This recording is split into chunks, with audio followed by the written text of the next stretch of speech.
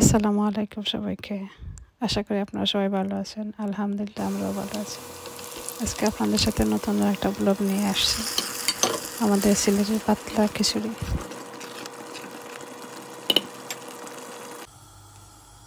খিচুড়িটা আমি সব কিছু রেডি করে বসিয়ে দিয়েছি 2 কাপ চাউল, দিয়েছি তেজপাতা, দিয়েছি মেথি, দিয়েছি আদা কুচি, পেঁয়াজ সব কিছু দিয়ে বসিয়ে দিয়েছি।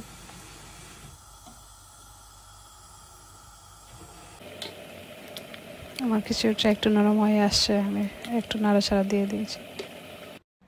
আমি একটু পেঁচালার সাহায্যে খিচুড়িটা ভেঙে দিয়েছি।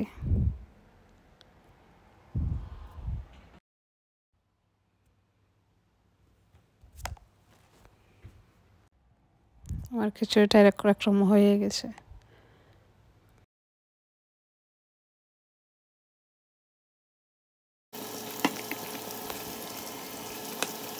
আমি অর্ধেক খিচুড়িটা নামিয়ে নিয়েছি, কারণ আমি খিচুড়িটা বানিয়েছি 2 দিনের জন্য।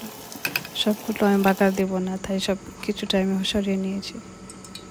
খিচুড়িটা আমি বাগারের জন্য বসিয়ে দিয়েছি সামান্য তেল, দিয়েছি ঘিটা দিয়েছি একটু গ্রানের জন্য। খিচুড়িটা একটু ভালো একটা গ্রান আসে। দিয়ে দেবো সামান্য মেথি, দেবো পেঁয়াজ কুচি। খিচুড়িটা বাগার দিতে আপনাদের সাথে একটা কথা বলি, যদি আমার ভিডিওটা আপনাদের কাছে ভালো লাগে প্লিজ সাবস্ক্রাইব করে আমার পাশে থাকবেন, আর যদি ভালো লাগে শেয়ার করে দেবেন, লাইক দেবেন।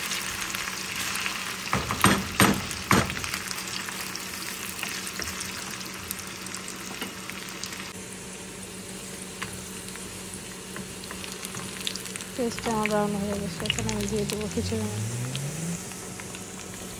নিচে দিয়ে দিয়েছি খিচুড়ির মধ্যে। খিচুড়িটা একটু নাড়াচাড়া দিয়ে আমি এখন নামিয়ে দেবো। এই তো আমার পাতলা খিচুড়িটা এত মজা হয়েছে, যারা খেয়েছেন তারা তো খেয়েছেন, যারা খাননি তারা ট্রাই করে দেখতে পারেন। আমার খিচুড়িটা হয়ে গেছে, এখন আমি একটা গরম ফ্লাক্সের মধ্যে রেখে দিয়েছি, টেবিলের মধ্যে রেখে দিই।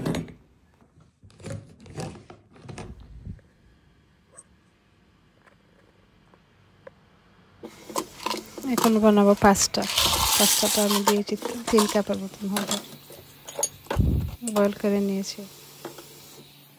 দিয়েছি সামান্য তেল, দিয়েছি সামান্য লবণ, দিয়ে পাস্তাটা বয়েল করে নিয়েছি। এই রমজানে সবার দিন কেমন কাটে জানাবেন কমেন্টের মাধ্যমে। পাস্তা রেসিপিটা আমি দেখালাম না, আমার ঘরে রান্না করা কিমা ছিল, তাই কিমা দিয়ে আমি পাস্তাটা বানিয়ে নিয়েছি।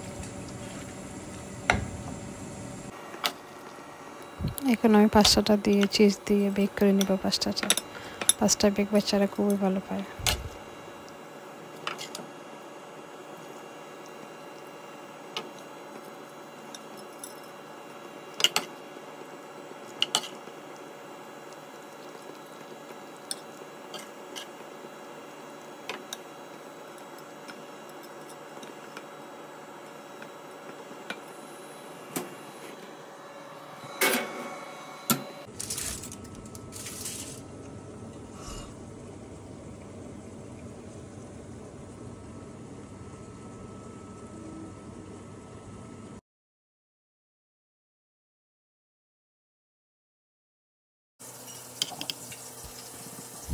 এখন বানিয়ে নিব কিমা দিয়ে কিছু পেস্ট্রি ইফতারের জন্য।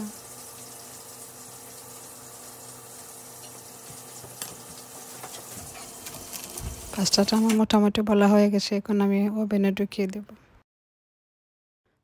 দেখতে দেখতে ভিডিওটা শেষ পর্যন্ত চলে এসেছি। যদি আপনাদের কাছে আমার ভিডিওটা ভালো লাগে প্লিজ সাবস্ক্রাইব করে আমার পাশে থাকবেন, লাইক দিয়ে শেয়ার করে দেবেন। আর যারা অলরেডি আমার চ্যানেলটা সাবস্ক্রাইব করেছেন তাদেরকে অসংখ্য ধন্যবাদ।